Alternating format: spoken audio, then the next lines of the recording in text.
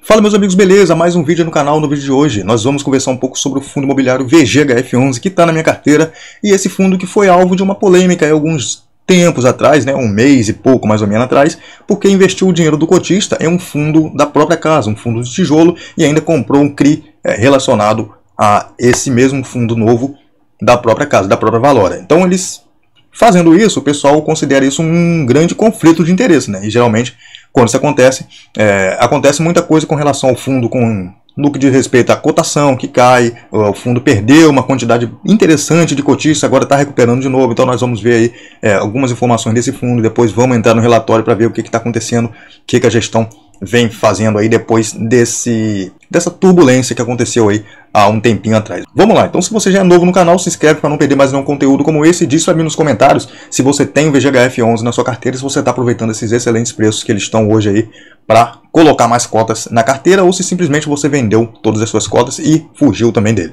E com relação a vídeos, cara, eu tô demorando um pouco para postar vídeo porque eu tô com uma escassez de tempo muito grande. Eu tô muito enrolado, filho que leva para a escola, criança que ficou doente de madrugada, me dando muito trabalho aqui. Graças a Deus tudo ficou melhor. Minha filha tá bem, há pouco tempo eu falei com vocês aqui no outro vídeo, né, que ela tava com probleminha de saúde. Meu filho acabou parando no hospital esses dias, agora também já tá tudo bem. Então quem tem criança pequena sabe como é que é a rotina. É muito trabalhoso, dá muito trabalho, ocupa muito nosso tempo, mas a gente vai tocando a bola para frente e pedindo saúde a Deus para a gente poder continuar trabalhando e cuidando dos nossos filhos. Vamos lá. Sem muita delonga, sem muita enrolação, estou aqui na página do Status Invest, que é o site que eu gosto de acompanhar os fundos imobiliários e ações que eu tenho na minha carteira, né? Na verdade eu só tenho uma ação, e fundos imobiliários eu tenho 5, se eu não me engano, ou 6.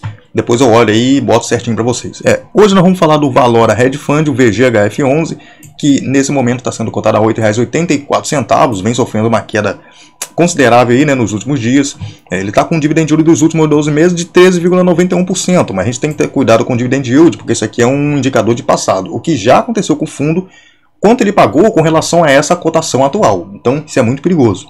Como o fundo caiu bastante, é normal que o yield esteja um pouco parecendo elevado. Nos últimos 12 meses a gente vê que ele teve uma variação negativa de 6%, 6,16%.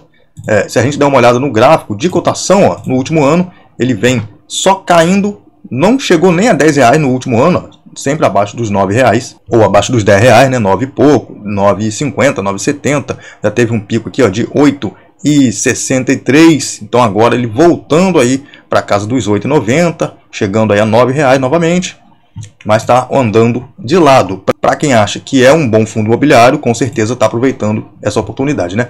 O número de cotistas desse fundo tinha caído para 396 mil, tinha um pouco mais de 400 mil cotistas.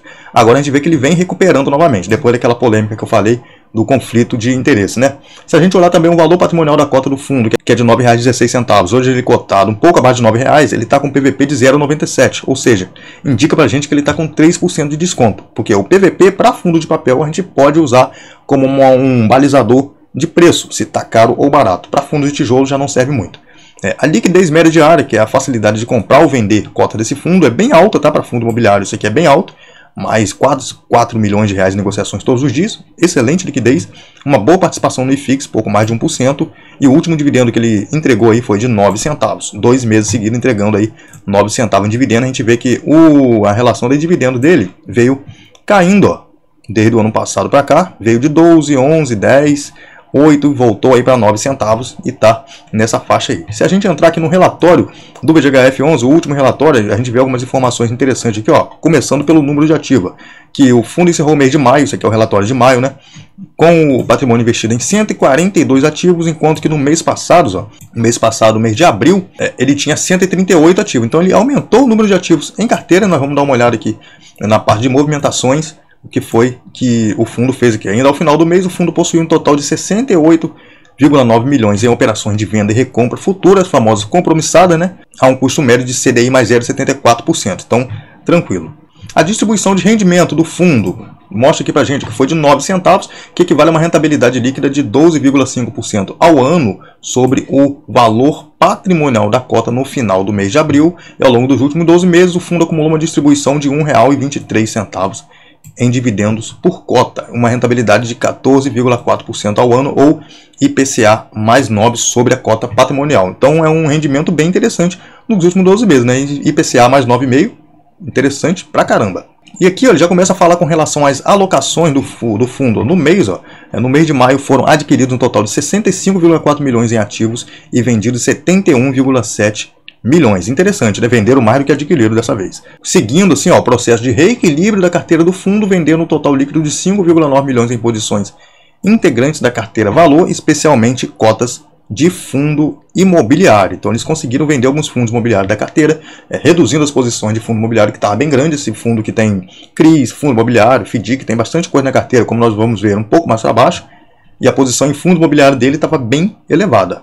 E aqui diz pra gente que com esse movimento a carteira valor passou a representar 32,2% do total dos ativos do fundo, e no outro mês era 32,4%, no mês anterior, né, que era 32,4%. E aqui eles destacam que os principais movimentos do mês foram feitos dentro da carteira de CRIs do fundo, que se manteve principalmente do mesmo tamanho, com compras e vendas na ordem de 63,3 milhões e 63,7 milhões, respectivamente. Entretanto, aproximadamente 88% do volume de compra foi de CRIs indexados em CDI e aproximadamente 69% do volume de vendas foi de CRIs indexados ao IPCA. Então eles estão comprando mais taxa de juros e reduzindo um pouco aí a parte da inflação da carteira de CRIs do VGHF11. E com isso, a representação dos indexadores ficou em 37,4%. CDI contra 33,7% em abril, né? Aumentou bastante a posição em CDI, e esse movimento está em linha com o foco da gestão em melhorar o carrego do fundo no curto prazo.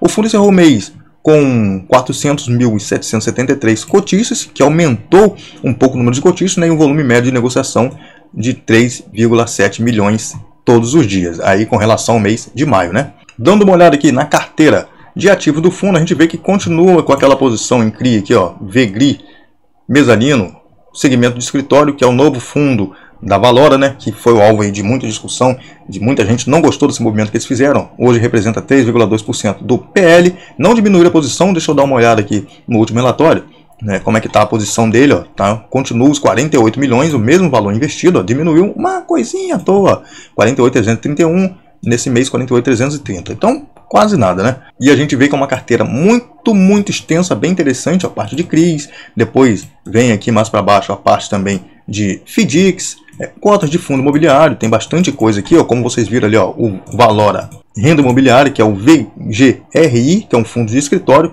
tá aqui, ó, assumindo a maior posição em fundo imobiliário da carteira do VGHF hoje, representando 3,9% do PL, 3,96, quase 4%. Complicado, né? Outros fundos bem interessantes, outros nem tanto, e depois da parte de fundo imobiliário vem as ações, que esse fundo também tem ações focadas no segmento imobiliário, ó, shoppings e escritórios, e também tem SPS, que são sociedades de propósito específico no segmento residencial. Então ele tem tudo isso em carteira, fundo muito bacana, muito interessante, eu gosto desse fundo, não vendo, comprei um pouquinho, não pude comprar muito porque o dinheiro não deu, né, mas comprei o que eu consegui.